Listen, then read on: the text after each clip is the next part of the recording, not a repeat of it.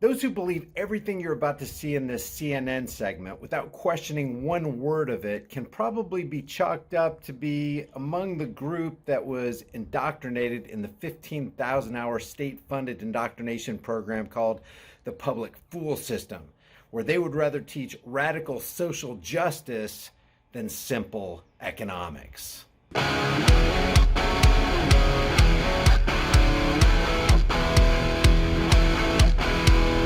Hey guys, study after study shows that if you want strong bones and muscles, healthy hair, skin, teeth, and nails, you need the 5 types of collagen in your diet. I get mine from BioTrust. I've got a link in the description with a massive discount, and it'll tell you all about it. Whether you are behind the wheel or not, gas prices are hurting our wallets. We have seen prices surge nearly 49 cents just in the past week or so. So let's put all of this into perspective to better understand it. Today, AAA says the average price for a gallon of regular gas is $4.33 a gallon. So let's say that your car's fuel tank holds 15 gallons. That's $65 for a full tank of gas. Pay those prices over the course of a year, and it will cost more than $3,300 if you fill up just once a week. So we would pay $1,170 more this year compared to what we paid just 1 year ago. It's very expensive. It's like an extra $200 a month just for my car.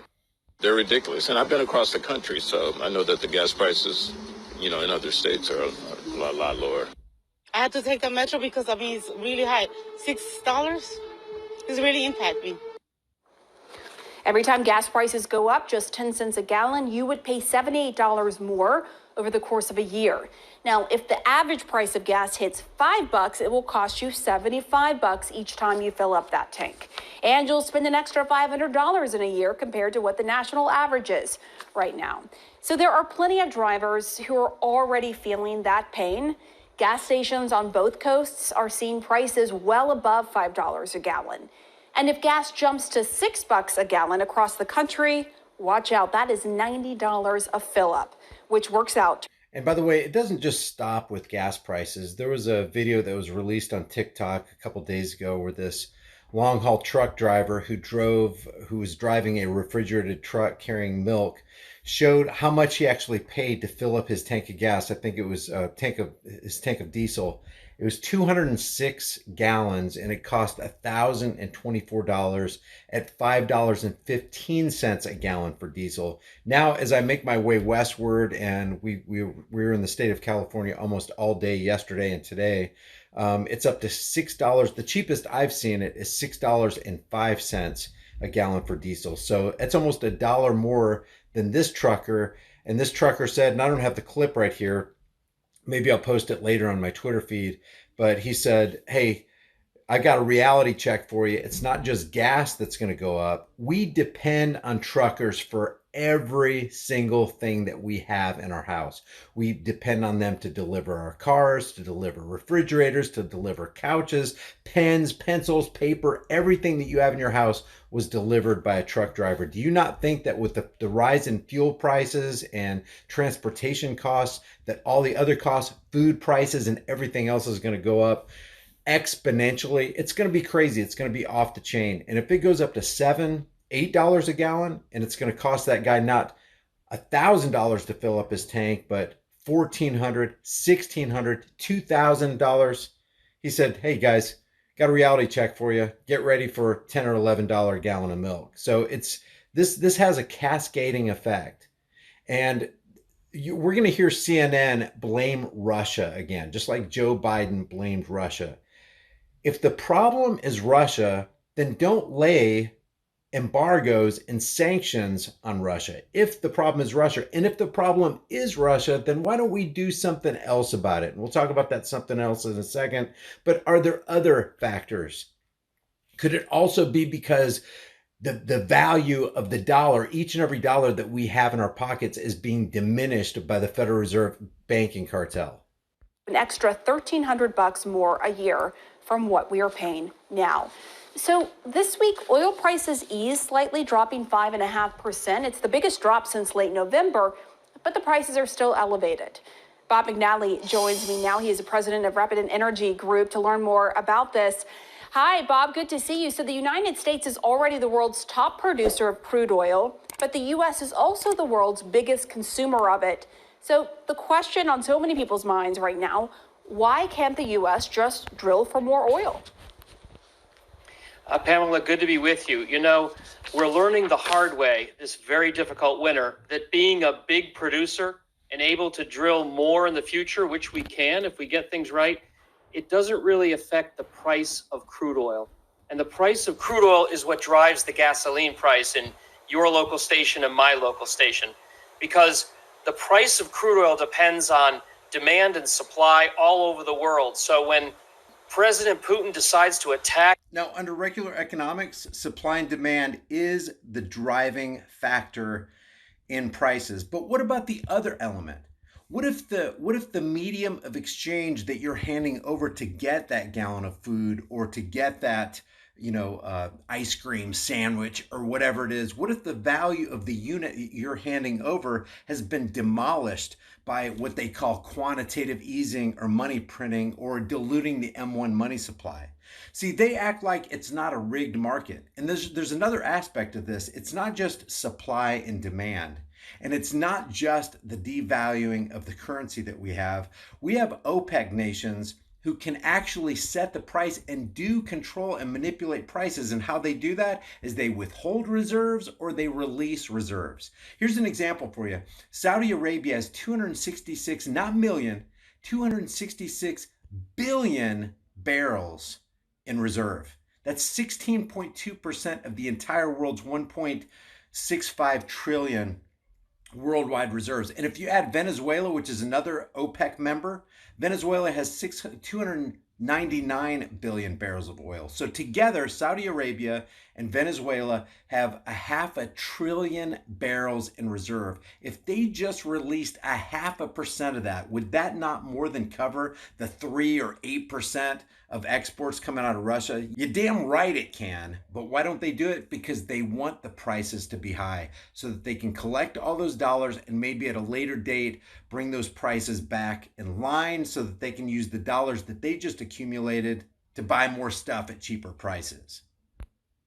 Ukraine, and suddenly we have to look at the prospect of sanctioning the Russian exports of oil to the world, and Russia's the biggest oil exporter to the world. That's a problem that's bigger than the U.S. production capability can solve, unfortunately, in the short term. So as long as we have this risk that Russia's oil may be sanctioned, we've got a problem that's bigger than even the valiant U.S. oil producers can solve. So then in Europe... So what did he just say? He just said risk. The risk that we may sanction Russia more, the risk that we may lay oil embargoes on Russia. This is just about risk. This isn't about reality. So if he's saying that the price of oil is going up and the price of gas at the pump is going up just because of risk, because of hearsay, then what does that tell you? That tells you the market's being manipulated. That tells you that the oil companies are anticipating price differences and therefore adjusting the prices up. And what does that do with the oil companies? That increases their profits while it decimates the rest of us. Opinion, how high could gas prices go? I mean, are we talking $6 a gallon, $7? What do you expect? Well, we expect gasoline prices will continue rising until one of two things happens. Either there's going to be some sort of resolution to this war in Ukraine, President Putin's attack on Ukraine, and the risk to that oil supply being cut off from Russia goes away. And if that happens, prices will drop immediately. But if that doesn't happen, I'm afraid pump prices could easily rise towards $5 a gallon or even more until we get to the point where folks have to just stop driving as much or even economic activity around the just stop driving. So basically, the powers that shouldn't be, the people who got their hands on the levers of power, can actually eliminate this thing altogether, drop the gas prices precipitously by just saying, hey, you know what, we're not gonna lay an oil embargo on Russia, because we know if we sanction them, which is an act of war, we're actually declaring an economic war on our own people. Wouldn't you do that? If that is the answer, and if it's that simple, to just make a decision to eliminate that risk and take that risk off the table, which would bring gas prices back down, Sounds like the option to go for to me, or get on the horn with Saudi Arabia. Oh, that's right. Joe Biden already tried that, and they wouldn't answer his phone call reportedly. But if the OPEC nations actually cared about anything other than the increase in profits, that guys, there is a windfall of profit. If it's leaving your pocket at the pump, and I'm telling you guys, while I was making my way westward toward California, every place that I stopped, there was nothing but grumbling. If there was another person at the pump, they were rolling their eyes or just holding their head or saying something about how high the gas prices are. The last time I filled up in an Arco station in, I think it was Merced, uh, nothing but complaining. People just shaking their head. I can't even believe this. So you've got a whole bunch of people grumbling and complaining about the value of their dollar flying out of their pockets. Well, that's the losing. We're on the losing end of that trade. There's somebody winning, and the people that are winning are the owners of these oil companies, the people in OPEC. They know very well they could release 0.5% of their oil reserves. By the way, Saudi Arabia has 221 times the oil in production than they actually consume. 221 times. It would be no skin off their noses if they just released 0.5% of that to wipe the risk completely off the table, but they're not doing it. And why do you think that is? World weakens. That's just the hard reality of the global oil market. When you have this kind of a supply shock, it either goes away or it drives prices higher until demand falls. He's actually admitting. So he's saying it's a supply shock. Well, if it's such a supply shock, then all the other nations should get around it. Like, because everybody's so unified against Russia, it's like, we can't let Russia do this to us. If Russia's doing this to you, does this mean that Russia is more powerful than the United States? Is Russia more powerful than the United States and Canada and the UK put together and Saudi Arabia? Are they more powerful than us that they can actually move at will gas prices just because of risk, hearsay that might be on the table of what could happen if there's an oil embargo? Are they seriously that powerful? And on the other side of it, are we that powerless that we can't do good for our own people and reduce those rates? Because I'm telling you guys, this, like I said, it has a cascading effect. There may be high oil and gas prices and high prices at the pump right now, and that's going to flesh itself out with high prices everywhere that transportation has a hand in bringing those products to market.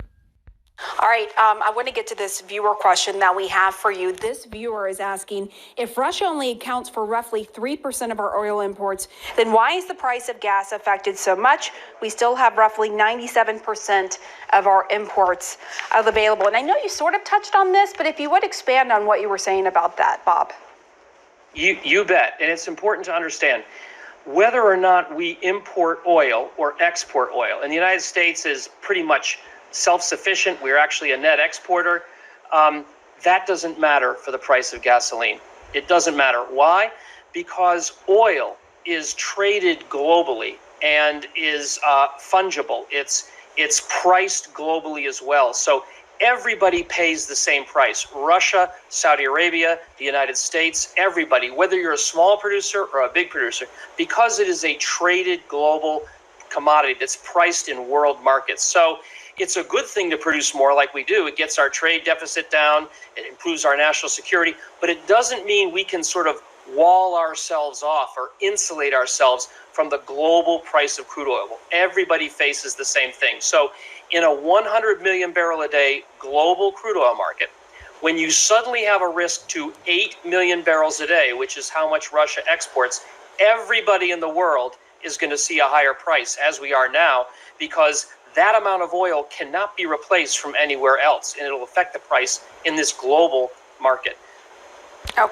Here's why what this guy said is 100% BS, because he's not taken into consideration the reality of quantitative easing. He's not taken into consideration the reality that all these nations, Saudi Arabia, Canada with 170 billion barrels of oil in reserves, Venezuela with 299, almost 300 billion barrels in reserve. If they just released a little bit of their reserves, they could offset that, number one. And number two, if the Federal Reserve would institute quantitative tightening, in other words, stop printing the freaking money, stop diminishing every unit of the value of the world reserve currency, then we would have a stronger dollar. We'd have more oil flowing. We'd have lower prices, but they're not doing it because they've made the decision not to do it. So unfortunately, in macroeconomics these days, you have to account for price fixing and manipulation and the devaluing of the dollar and all these billions, trillions of barrels of oil in reserves that could be released to offset all this risk that they're talking about is on the table. Let me know what you guys think. I'm not an economics major, but those factors seem like they make sense to me, and they're not being accounted for by CNN because they're hiding the fact that one of the biggest fraudulent cartels on the planet, the Zio International Banking imposters and their Ponzi scheme, is affecting global markets. It's affecting everything, especially when you have the FRN, the Federal Reserve Note, as the world's reserve currency. If you think I'm off on something, leave your thoughts about this for the world and the global thought police in the comment section below. Do me a favor right now, subscribe to my private email list through my website, highimpactflix.com. You'll get a free ebook if you haven't signed up before, and then I release videos through that just so we can sidestep all the freaking algorithms that are shadow banning pretty much everybody these days. I will see you guys in the next heavily censored shadow ban video. While we have time and it still retains some of its perceived value, maybe it'd be a good idea to convert your worthless fiat into valuable, storable food. Don't be the one who waits till the food riots start happening. You don't want to be fighting panicking people in the store over that last jar of peanut butter. At Prepare with High Impact Flicks, you can get up to 3 air and watertight gasket sealed ammo cans, each filled with a 4-week emergency supply. 7 food varieties, 2,000 calories a day, 284 servings, breakfast, lunch, and dinner, and each meal comes in a resealable, heavy-duty 4-layered pouch. And it's got a 25-year shelf life. Every order of a 4-week supply gets you $100 off plus free shipping. Here's how simple it is to make. I'm going to cook up some Granny's home-style potato soup. People are going to think I'm a culinary hero. You open the pouch, boil 4.5 cups of water, stir the contents, simmer on low heat for 15 to 20 minutes, take it off the heat, then let it set for 2 to 3 minutes before you serve it up. Man, this stuff's so good. People are going to think Granny stopped by and filled your kitchen with a whole bunch of love. Well, if Granny does stop by, she's going to fill your behind with a whole bunch of buckshot if you keep talking with your mouth full. Wipe your dang beard off. It's embarrassing. So maybe convert some of your worthless fiat into valuable food while you still can. Order now and get $100 off of up to 3 4-week emergency food supplies at preparewithhighimpactflix.com. The link is in the description.